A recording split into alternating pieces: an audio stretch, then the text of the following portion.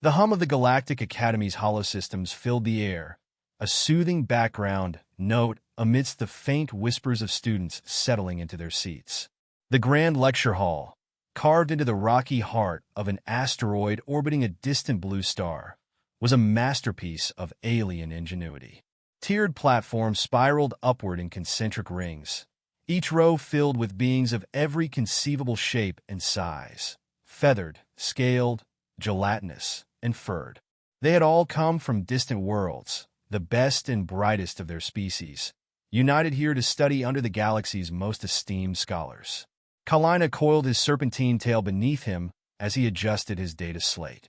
The dim lighting reflected off the silver sheen of his scales, casting faint glimmers across his desk.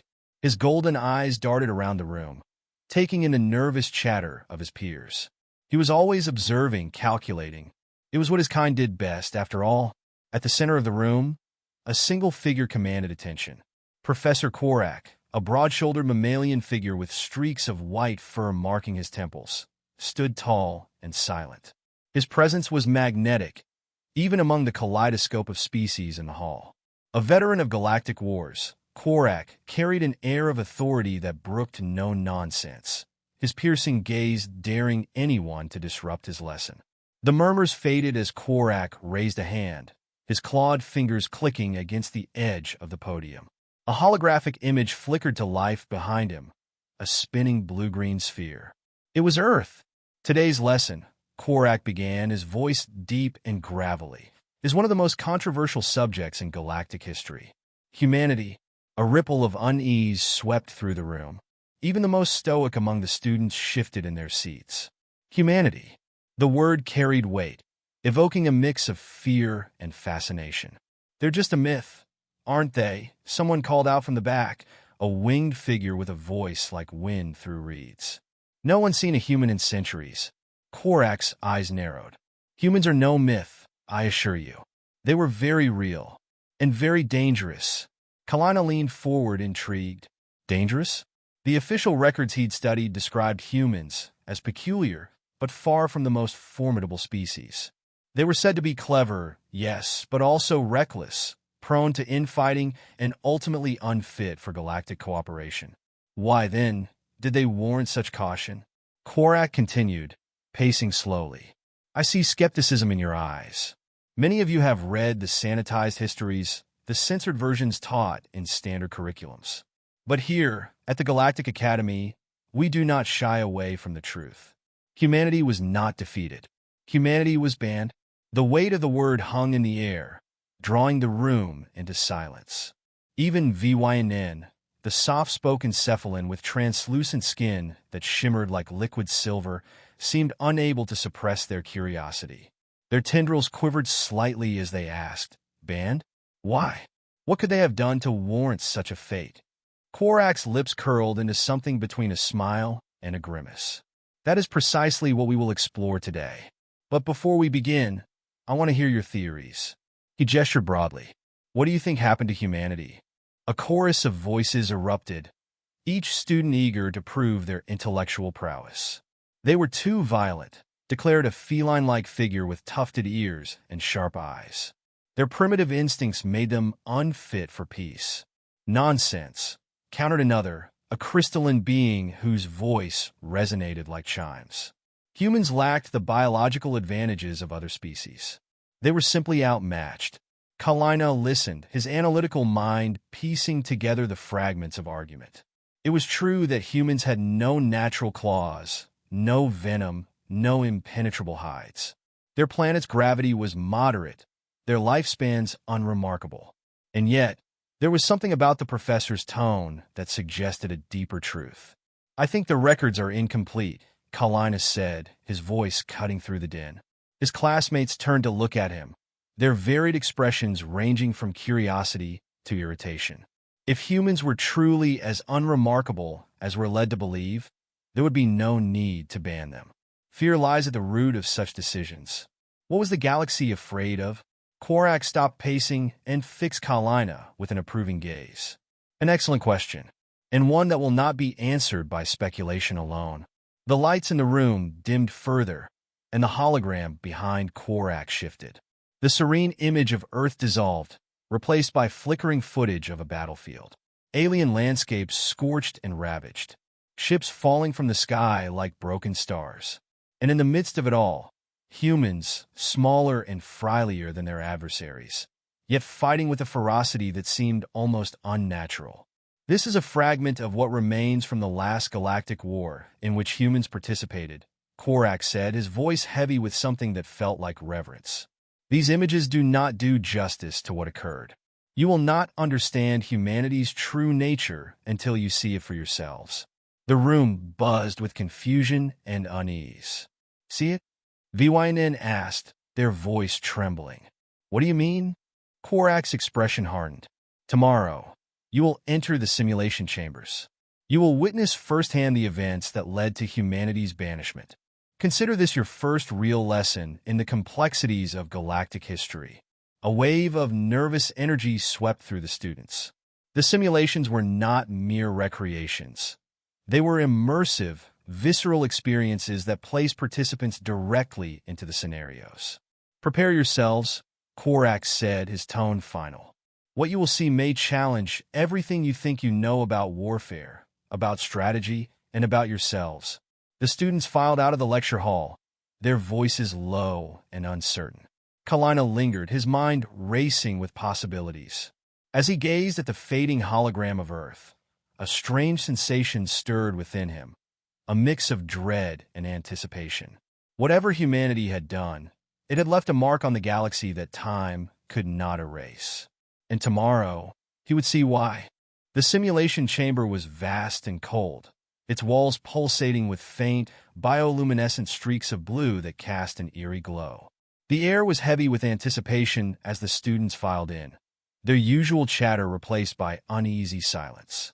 Each of them carried their own quiet fears, masked beneath curious gazes and nervous fidgeting.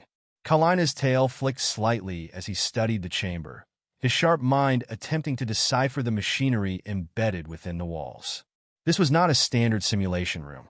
Take your positions, Professor Korak's voice boomed, slicing through the stillness. He stood by a raised console in the center, flanked by assistants who moved with practiced precision. His commanding presence seemed almost foreboding in this dim, sterile space. Kalina, along with the others, stepped into circular platforms spaced evenly across the floor. As soon as he entered, a soft hum enveloped him, the platform adjusting to his form. Beside him, VYNN coiled their shimmering tendrils nervously, their eyes flicking between the professor and the walls. This simulation, Korak began, his voice unyielding, is an exact reconstruction of an event that occurred during the last galactic war. It has been hidden from most records, classified under the highest security for centuries. You will not only see it, you will live it. A crystalline student spoke up, their voice trembling like fractured glass. Live it? Are we participating? Korak nodded grimly. You will take the roles of soldiers on the opposing side. This is the only way to understand the true scale of what transpired. I will remind you, this simulation is completely safe, but the experience will be vivid. The students exchanged uneasy glances. VYNN whispered to Kalina, their voice barely audible. What could they possibly show us that needs this level of immersion? Kalina's golden eyes narrowed. Something they don't want forgotten. Before either could say more, the platforms activated. A sudden, disorienting lurch pulled them into darkness, and the chamber vanished around them. When Kalina's senses returned, he was no longer in the cold confines of the simulation room. Instead, he found himself standing on a barren, windswept plain beneath an ash-filled sky. The air was thick with the acrid scent of burning metal and scorched earth. Around him, towering wrecks of alien war machines lay scattered like forgotten toys, their once imposing forms now reduced to smoldering debris. He glanced down at himself. His sleek, serpentine body was gone, replaced by a bipedal form clad in heavy armor. The hands that flexed before him were unfamiliar, broad and clawed, with faintly glowing veins running beneath the surface. A guttural voice crackled in his earpiece. Squadron Beta, regroup at the forward line. Enemy forces are advancing. Kalina turned, catching sight of the others. VYN, now in the guise of an insectoid soldier, scuttled toward him, their multifaceted eyes reflecting the distant fires. The other students, similarly transformed, were scattered nearby, all wearing expressions of unease as they adjusted to their new forms. "This is incredible," VYN whispered, their voice a mix of awe and dread. "It feels real." "It's supposed to," Kalina replied, his voice gruff and distorted by his helmet. "Stay focused." Before they could gather their bearings, the ground trembled beneath them. In the distance, a swarm of human forces emerged over the horizon, their silhouettes stark against the fiery backdrop.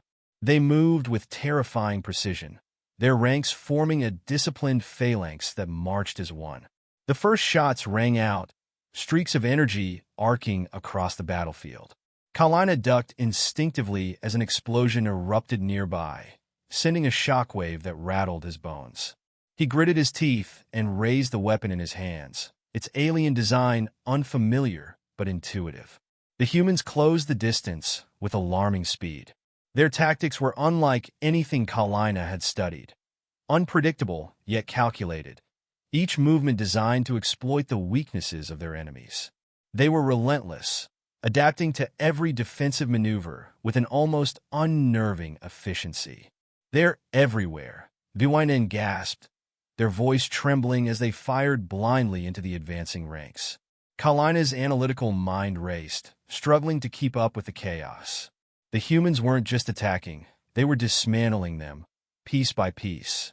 He could see it in their patterns, the way they targeted key positions and cut off avenues of retreat. "This isn't a battle," he muttered, his voice barely audible over the din. "It's a dissection." As the human forces pressed closer, Kalina caught sight of one of them up close. Their armor was unassuming compared to the ornate designs of the alien factions, but it was their eyes that struck him. Beneath the visor, he glimpsed a flash of determination, so intense it bordered on madness. For a moment, Kalina hesitated, the weight of that gaze freezing him in place. And then the human lunged, their movements fluid and feral, as if they had been born for this very moment. Kalina barely managed to parry, the force of the blow sending him staggering backward. "Kalina!" VYN's panic shout snapped him back to the present. They were retreating, their forces crumbling under the relentless assault. The humans showed no signs of stopping, their unyielding advance a testament to their infamous reputation. Then, without warning, the tide shifted. A deafening roar split the air as a human mech descended onto the battlefield, its massive frame shaking the ground with each step. It was a towering monstrosity, bristling with weaponry and encased in armor that seemed impenetrable. The alien forces faltered, their morale shattered by the overwhelming display of power. Kalina's claws tightened around his weapon, his mind racing for a solution. But before he could act, the simulation abruptly ended. The battlefield dissolved into nothingness, the smoke and fire replaced by the sterile walls of the simulation chamber. The students stood frozen on their platforms, their breaths ragged and their eyes wide with disbelief. Kalina's hands trembled as he looked down, half expecting to see the human soldier's eyes staring back at him. Instead, he saw his own scales, faintly glinting in the chamber's light. Korak's voice broke the silence. "Now you understand." The students turned to face him, their expressions a mix of horror and awe. "Well, what was that?" VYN whispered, their tendrils trembling. "That," Korak said, his voice heavy with gravitas, "was only the beginning. Tomorrow, we go deeper." Kalina met the professor's gaze, his mind still reeling from the sheer ferocity of what he had witnessed. There was no denying it now. Humanity was more than the sanitized record suggested. There was something far more terrifying, and he wasn't sure he wanted to know what came next. The following day, the atmosphere in the Galactic Academy was markedly different. The usual hum of excitement and chatter had been replaced with a solemn quietude. The students, still shaken from the simulation, moved through the halls with lowered gazes and subdued voices. No one spoke of what they had seen, but the tension in the air was palpable. Kalina could feel it pressing against his scales like a heavy mist. He stood outside the simulation chamber, his mind swirling with unanswered questions. The events of the previous day lingered in his thoughts. The relentless human soldiers, their unmatched coordination, their unyielding determination. It was as if they fought with something deeper than strategy, something primal. VYN joined him, their tendrils drooping with exhaustion. I haven't been able to stop thinking about it, they admitted softly. The way they moved, the way they fought, it was like they were driven by something we can't understand. Kalina nodded, his golden eyes fixed on the chamber doors. It wasn't just tactics. It was something else, something they believed in. Before VYN could respond, the doors slid open with a low hiss, and Professor Korak emerged. His expression was as unreadable as ever, but there was a sharpness in his gaze that made the students straighten instinctively. Today's simulation will take you deeper into humanity's history, Korak announced, his voice echoing through the corridor. What you witnessed yesterday was merely the surface. Now, you will see what lies beneath. Kalina exchanged a glance with VYN, unease tightening in his chest. He wanted answers, but a part of him feared what they might uncover. The students filed into the chamber once more, their movements slow and deliberate. As Kalina stepped onto his platform, he couldn't shake the feeling that they were on the brink of something monumental, something that could not be undone. When the simulation began, it was abrupt. One moment, Kalina was surrounded by the cold, sterile walls of the chamber. The next, he was plunged into chaos. He found himself in a sprawling city, its towering structures of glass and steel gleaming under an alien sun. But the beauty of the scene was marred by the sounds of destruction. Explosions echoed through the streets, and the ground trembled with the force of nearby impacts. Kalina looked down at himself. Once again, his form was altered, his serpentine body replaced by an unfamiliar bipedal frame. His armor was battered, and a strange weapon rested in his hands. Around him, the other students materialized, each wearing the guise of alien combatants. This is one of their cities, VYN said, their voice barely audible. Kalina nodded. The architecture was unmistakably human, functional yet elegant, a testament to their ingenuity. But it was clear the city was under siege. Smoke billowed from shattered buildings, and the streets were littered with debris. Before they could orient themselves, a voice crackled in their earpieces. Squadron Alpha, regroup at the northern perimeter. Enemy reinforcements inbound. Kalina barely had time to process the command before the ground shook violently, sending him sprawling. A massive explosion erupted nearby, and the students scrambled for cover. From the smoke emerged a squad of humans, their armor scorched but their movements unwavering. They advanced with a singular focus, their weapons spitting fire and fury. Kalina raised his own weapon, his mind racing. He knew this was a simulation, but the fear felt real. The humans moved with an intensity that was almost supernatural, their determination radiating like a physical force. As the battle unfolded, Kalina began to notice something strange. The humans weren't just fighting to win, they were fighting to protect. Their focus wasn't on destruction, but on holding the line, shielding something behind them. VYN, huddled beside him, pointed toward the horizon. Look! Kalina followed their gaze and felt his breath catch. In the distance, a group of human civilians was being evacuated, their terrified faces etched with desperation. The soldiers were buying them time, holding back the enemy forces at great personal cost. One of the human soldiers fell, their armor cracked and bloodied. But even as they lay dying, they continued to fire, their resolve unbroken. Kalina watched in stunned silence as another soldier knelt beside the fallen, shielding them from enemy fire while shouting for reinforcements. They're protecting each other, VYN murmured, their voice filled with awe. Kalina nodded slowly. He had seen many battle simulations before, but this was different. The humans weren't just fighting for survival, they were fighting for something greater. As the battle raged on, Kalina found himself drawn to the humans' leader, a figure clad in distinctive armor that bore the marks of countless battles. They moved with precision and authority, issuing commands with a calm yet commanding tone. Despite the chaos, their presence was steady, a beacon of hope for their troops. The leader's voice carried over the din, firm yet compassionate. "Hold the line. No one gets left behind." Kalina felt a strange pang in his chest. It wasn't fear or admiration, but something deeper, a faint echo of understanding. These humans, despite their frailty, possessed an unyielding spirit that seemed to defy logic. The simulation ended abruptly, the city dissolving into darkness. When the students returned to the chamber, the silence was deafening. Korak stepped forward, his gaze sweeping across their stunned faces. "Now you begin to understand," he said quietly.